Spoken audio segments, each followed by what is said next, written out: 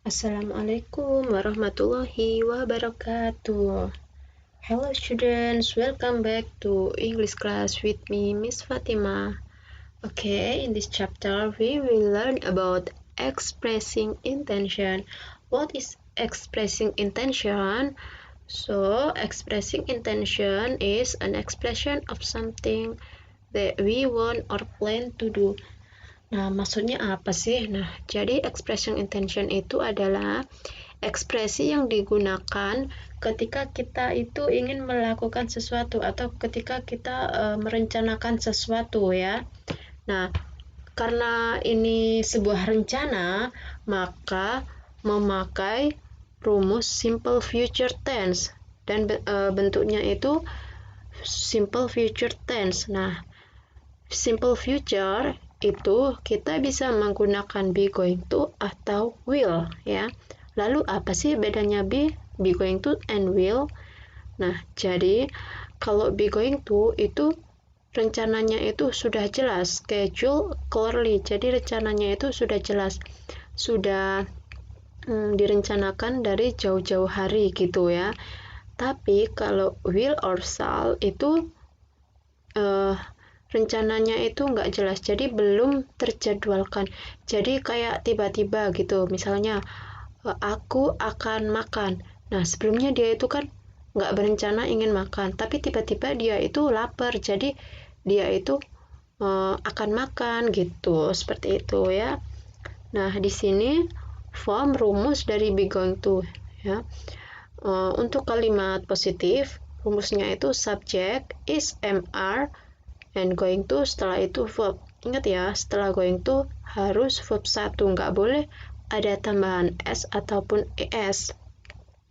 Nah, untuk is MR ini tergantung subjeknya. Ketika subjeknya itu berupa I, maka to be-nya am.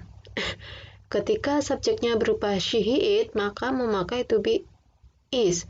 Tetapi ketika subjeknya berupa you, they, we, maka memakai to be are, ya, seperti itu. Nah, lalu gimana kalau kalimatnya itu negatif? Nah, kalau negatif gampang aja, tinggal ditambahin not setelah to be, setelah is mr, ya. Jadi is not bisa disingkat menjadi isn't, are not bisa disingkat menjadi aren't, seperti itu.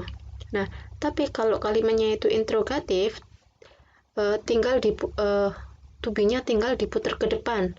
Jadi posisi to be sama subjek itu diputar ya. Jadi to be-nya terlebih dahulu, setelah itu subjek. Jadi menjadi is, mr, subjek, going to, verb 1. Dan jangan lupa kasih tanda tanya karena ini adalah pertanyaan ya. Oke, contohnya. Zahra is going to visit her sister next week. Zahra akan mengunjungi saudaranya minggu depan. Nah, untuk negatif tinggal ditambahin not. Zahra isn't going to visit her sister next week. Zahra tidak akan mengunjungi saudaranya minggu depan. Is Zahra going to visit her sister next week? Apakah Zahra akan mengunjungi saudaranya minggu depan? Seperti itu, gampang banget ya. Tinggal dimasuk.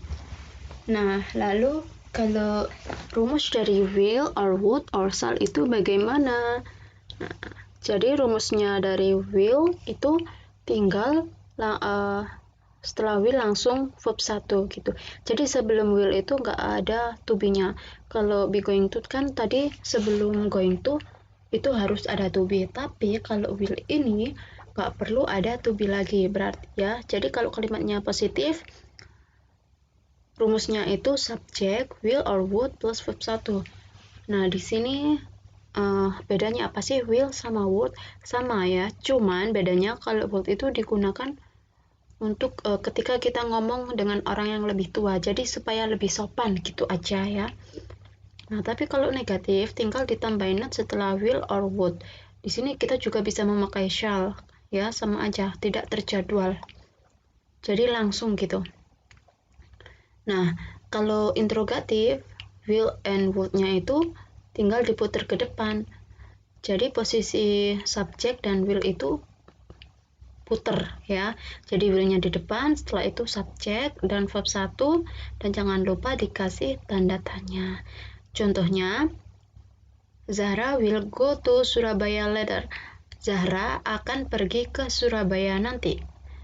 Zahra will not go to Surabaya. Zahra tidak akan pergi ke Surabaya. Will Zahra go to Surabaya later? Apakah Zahra akan pergi ke Surabaya nanti? Seperti itu ya. Gampang ya. Nah, di sini ada contoh dialog dari expressing intention ya. Di sini percakapan antara Cynthia and Zahra. Oke, yuk kita baca. Cynthia, "Hai Zahra, where will you go?" "Hai Zahra, kamu mau pergi kemana?" Nah, where will you go ini termasuk kalimat apa? Termasuk kalimat interrogatif, pertanyaan ya. Bisa kita lihat will-nya ada di depan, setelah itu subjek. Nah, lalu Zahra menjawab, "I will go to Surabaya. Do you want follow?" Aku akan pergi ke Surabaya. Kamu mau ikut? Gitu. Nah, di sini dari kata-kata I will go to Surabaya itu termasuk ke dalam kalimat positif ya. I sebagai subjek, setelah itu will, go itu verb 1, tuh Surabaya itu keterangan tempat gitu.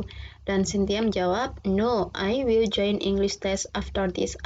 Oh enggak, aku akan mengikuti tes bahasa Inggris setelah ini.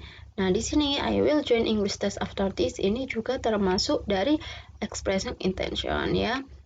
Dari sebuah rencana. Rencananya itu dia akan mengikuti tes bahasa Inggris seperti itu. Paham ya? Okay, I hope all of you can understand about my explanation.